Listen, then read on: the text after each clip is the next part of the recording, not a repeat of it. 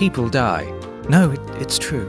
If this is brand new information to you, then please accept my sincerest apologies, you idiot. But since death is an as-of-yet unavoidable part of life, then it's important for movies to show this as well. The operative word there, by the way, is show. Unfortunately, a lot of directors tend to simply forget that old adage of show, don't tell, and opt to simply talk about a character dying rather than actually demonstrate the grisly business on screen.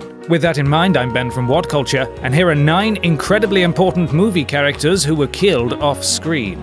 Number 9. The Kraken.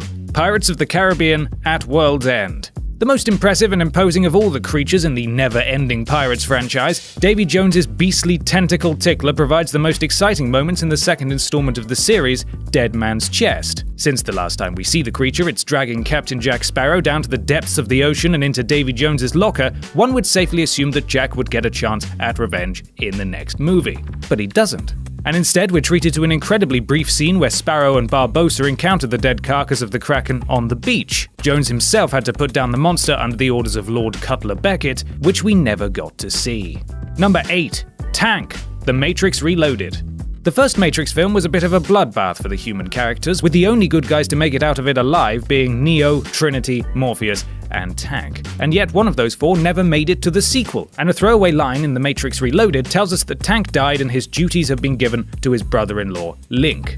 In one of many instances of real-life meddling in the good intentions of screenwriters, it turns out the guy who played Tank in the first Matrix, Marcus Chong, got a little too big for his britches. You could say his ego swelled to the size of a tank, ha ha, and demanded the same salary as Lawrence Fishburne for the sequel. The Wachowskis responded by showing him just how replaceable he was. Number 7. Xander Cage. XXX, State of the Union. The offspring of Sly Stallone and a potato, Vin Diesel is a success story for the ages, having overcome the stigma of being sired by a herbaceous perennial. And yet here he is in XXX, a film franchise where he pretends to be James Bond if James Bond listened to Green Day, swore at his mother, and had a tattoo that read Bad Boy. While times have certainly changed with the recent introduction of a new series entry, this wasn't always the case, and in an effort to keep the gravy train rolling, Diesel was replaced by Ice Cube, and they killed the former protagonist off via an off-screen explosion. A fitting tribute?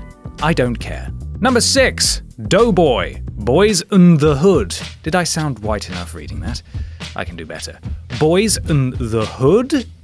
I had a question mark on the end there. How was that? Depicting the less than ideal life of those unfortunate enough to live in South Central Los Angeles, the almost inevitability of death is what makes Ice Cube's character, Doughboy, such an integral part of the story. He fully embraces the violent lifestyle, brandishing his handgun to end arguments and refusing to back down from confrontation. After getting revenge for the heart-wrenching murder of his brother, we find out in the epilogue that Doughboy was then murdered 2 weeks later. In a rare instance of off-screen death proving effective, his passing manages to hit hard, even in a caption. Number 5. Sarah Connor. Terminator 3. Rise of the Machines. In the first and best 2 Terminator films, the story revolves around Sarah Connor and her evolution from a vulnerable damsel in distress to a certified badass militant heroine. The character quickly stole the show from the titular Terminator, while Linda Hamilton revolutionized the role of women in action movies. She wasn't written off in the most incredible way, however, as in Terminator 3 Rise of the Machines, the audience is told that somewhere between the second and third film, Sarah succumbed to leukemia. Cancer is obviously awful, but there was something very unsatisfying about her dying off-screen in such a fashion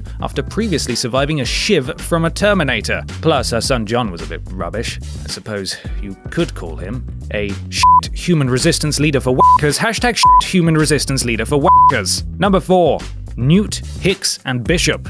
Alien 3. On a cinematic level, the sudden, very undramatic deaths of Ripley's surrogate family, Marine Leader Hicks, traumatized young girl Newt, and android Bishop, were probably necessary to move the story forward. After all, David Fincher's brutally dismal world as portrayed in Alien 3 wouldn't have allowed for a happy ragtag family story. Still, the impact of their loss was pretty much nullified by the fact that we didn't even see their faces for a single frame. It's heartbreaking to see the news of their deaths delivered to Ripley, but it would have been 10 times more powerful had they made it past the opening credits and we'd been allowed to witness their deaths firsthand. Number 3. Llewellyn Moss. No Country for Old Men. Llewellyn is a Vietnam vet who looks to outsmart the sociopathic hitman Anton Chigurh, sent to track him down for stealing money after coming across a drug deal gone awry. Moss is the one shining ray of hope in this bleak movie, the only one the audience can really root for. All we want to see is a final confrontation between the two, hopefully with Llewellyn coming out on top. But we get none of that. And instead, he's killed by a seemingly random group of Mexican cartel members. We find out about it just as Tommy Lee Jones's character does, finding Llewellyn dead on the floor of a hotel room. Suddenly, the hope is gone. Everything is futile.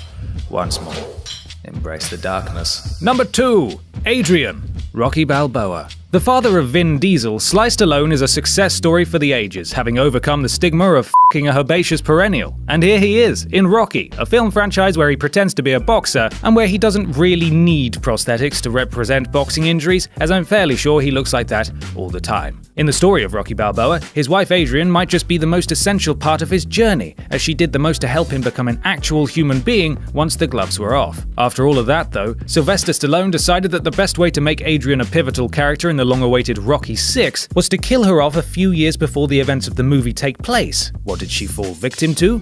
I shit you not, according to Stallone, it was woman cancer.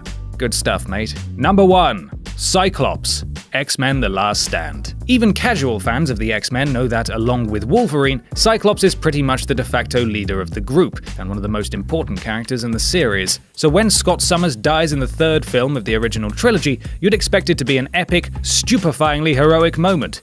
But no, that's not the case. In fact, it's the exact opposite. Cyclops' death couldn't have been less heroic or epic if he'd actually tripped over an empty microwave meal box for one, and hit his head on the corner of his boxed body pillow a bit too hard. That was very specific. So the man with the world's most chronic case of red eye goes to the lake where his lover died, comes face to face with the suddenly not dead Jean Grey, and the two suck face for a brief, passionate moment.